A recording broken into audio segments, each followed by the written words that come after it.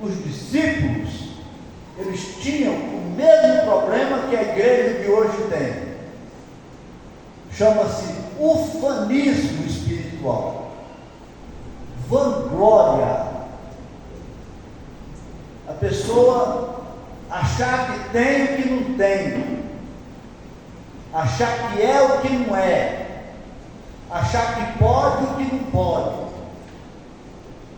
Se você for acompanhar a trajetória e os diálogos dos discípulos, você vai perceber que eu não estou enganado, que existia realmente ali no meio dos discípulos esse mesmo sentimento que existe no meio da igreja, esse ufanismo, essa coisa que vem lá do Jardim do Éden. Lá no Jardim do Éden, o diabo plantou essa semente. Porque Deus disse: olha, se vocês comerem do fruto da árvore no meio do jardim, vocês morrerão. E o diabo chegou e falou: morre não, morre não. É porque Deus não quer que a inteligência de vocês se destaque. Deus não quer que vocês descubram a viver como é que se vive por conta própria. Deus não quer que vocês sejam felizes, Ele quer que vocês sejam dependentes dEle. A serpente falou isso, falou: não morrerão, vocês serão inteligentes. Se vocês comerem do fruto da árvore no meio do jardim, vocês serão mais inteligentes e bonitos. E hoje ela continua dizendo a mesma coisa no meio da igreja. E as pessoas acreditando da mesma forma, que estão salvas, que não precisam de se preocupar com as palavras de Jesus, que não precisam se preocupar com a parábola dos talentos, nem com a porta estreita, que não precisam se preocupar com essa afirmação de Jesus, essa impaciência de Jesus, porque os discípulos não conseguiram expulsar um demônio. Hoje em dia, até falar em demônio nos púlpitos é grosseiro, é grotesco, é atraso teológico. Mas Jesus se revoltou nessa cena, porque os discípulos não conseguiam expulsar o demônio. Mas eles pensavam a respeito de si mesmos num nível muito elevado. Por exemplo, Tiago e João incitaram a sua mãe a pedirem para Jesus privilégios. Eles queriam assentar-se um à direita e outro à esquerda do trono do Messias.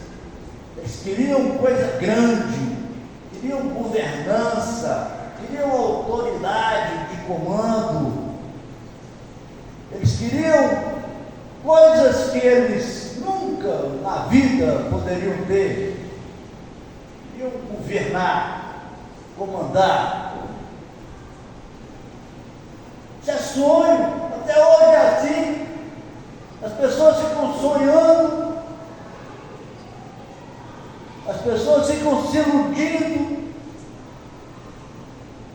querendo ser cabeça, porque eu nasci para ser cabeça, vai dar tudo certo, Deus me dá abundância e eu não preciso de saber muita coisa, não preciso estudar, não preciso orar, porque Jesus já conquistou tudo na cruz e Ele dá, e Ele distribui, e parece que é muito mais fácil do que é na verdade.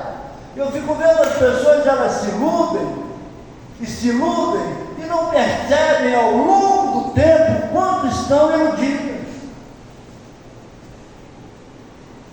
Se acompanha esse pessoal que faz projeto de vida, quando chega no mês de abril, eles nem lembram mais o que é que pediram.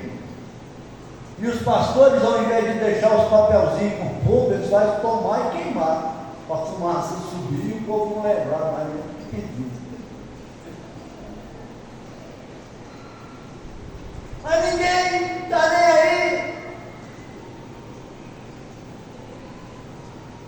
Você quer ver outro negócio que mostra ufanismo da igreja? Você pega em Lucas capítulo 9, versículo 54, por favor, até o 56. Lucas 9. E os discípulos Tiago e João, vendo isso, disseram: Senhor, queres que digamos que desça fogo do céu e os consuma, como Elias também fez? Eles não gostaram de uma situação, mas eles estavam pensando tão diferente do que era na verdade, eles estavam tão fora da realidade, eles estavam tão enganados a respeito de si mesmos, que eles queriam vingança ali daquela cena, naquela situação, e eles queriam então mandar fogo do céu como Elias. Você já viu o que aconteceu com Elias? O que Elias teve que fazer antes de alcançar, de adquirir essa capacidade de mandar fogo do céu? Elias teve que viver em caverna, Elias teve que viver na casa da viúva, Elias teve que ser perseguido, Elias passou tantos anos fugido, porque teve que profetizar contra a própria nação, contra os reis, impedindo a chuva, e depois de ter provado a fé nesse nível, aconteceu o negócio do fogo, porque os soldados foram pegar e prender para matar. Então Deus deu essa capacidade de mandar fogo.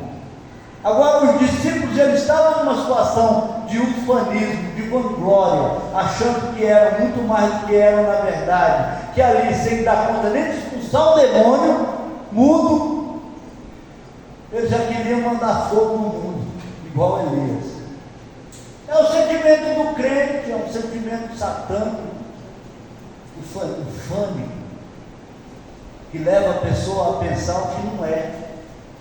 Não dá conta de riscar um foguinho do espírito e fica achando que está salvo. Certeza, eu tenho certeza da minha salvação. Eu vou ter certeza da minha só quando eu estiver lá. Se eu chegar lá. Disseram que não deixariam Jesus morrer. Olha só, Jesus dizendo: eu vou passar por isso, está escrito em Mateus capítulo 16, versículo 21 e 22. E aí eu vou morrer.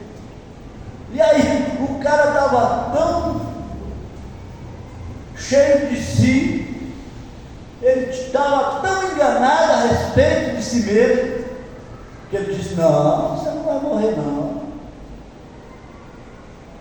Mais um, por favor, 22. E Pedro, tomando de parte, começou a repreender até Jesus.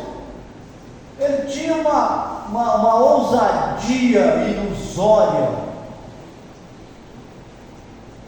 ele tinha uma ignorância, ele tinha uma falta de contato com a realidade dele próprio, que ele resolveu repreender Jesus. Você conhece alguém que confronta a vida, a verdade, a palavra nesse nível? Não é difícil encontrar. Gente que pensa a respeito de si numa condição tão elevada que é capaz de dizer até que Deus está errado, que não concorda. Não concordo com isso. Ao invés de se humilhar na presença de Deus, se submeter e pedir direção do Espírito Santo. Amém. É por isso que não dá conta de riscar a pedrinha com o Espírito Santo, que vive às vezes deprimido, chorando, lamentando, não dá conta de levantar um culto